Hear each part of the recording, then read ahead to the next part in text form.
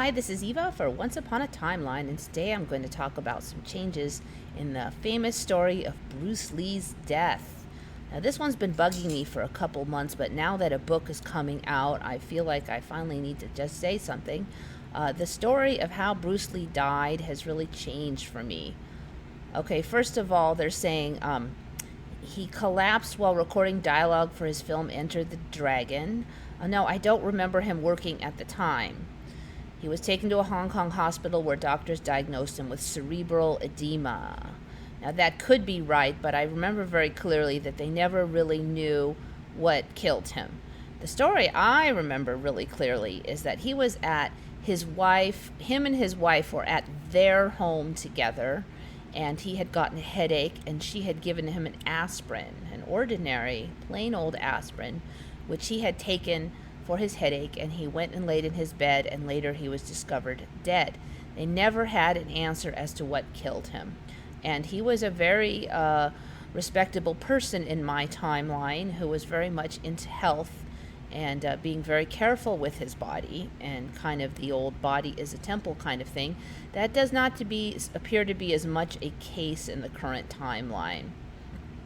So apparently they're saying that he was diagnosed with cerebral edema as the cause of death. I can't swear to that one. I'm also a little bit suspicious about him being in Hong Kong. I do remember really clearly him being with his wife at their home. I guess there's a chance that they had somehow moved to Hong Kong, and I don't remember that part, but I'm very suspicious about that part. I just can't say for sure on that one, though. This one is weird now. One factor in Lee's death was his decision to take a drug called Equagesic, which contained aspirin and a tranquilizer. Now, the story I've been reading is that this tranquilizer aspirin thing was provided by his mistress, and he was at the house of his mistress when he died. In my timeline, it was plain old aspirin, and it was given to him by his wife. Here, apparently, he had a mistress, he was a known philanderer, and he also did recreational drugs, which was not the case in my timeline. He was pretty squeaky clean in my timeline. So they're saying here that the death may have been overheating, intensified by a decision to have his sweat glands removed from his armpits because he felt his dripping pits looked bad on screen, which to me that's really weird. I've never heard of that. I guess it could have been something I didn't know, but he was very much into the health and nutrition kind of a deal, and not into, as much as he wanted to succeed. The old one I knew, I just don't think that he would have taken drugs and done these things. It just was not in the histories anywhere. Polly's book carefully unpacks the rumors and misinformation around Lee, which were fed by a decision to remove his body from the home of his mistress, Betty Ting Pei, to avoid upsetting his family.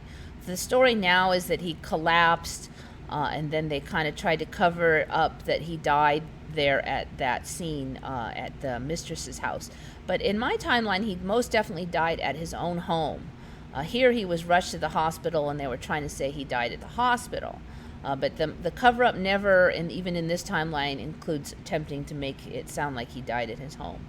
So I wonder if the cover-up is just something that you are being fed so that you will accept this new version. But for me, this version is all wrong. There's also an older ME that I barely heard mentioned, but this famous image of him, these scratches are constantly changing. I don't remember any going straight across the stomach, and I don't remember them being on both sides of the face.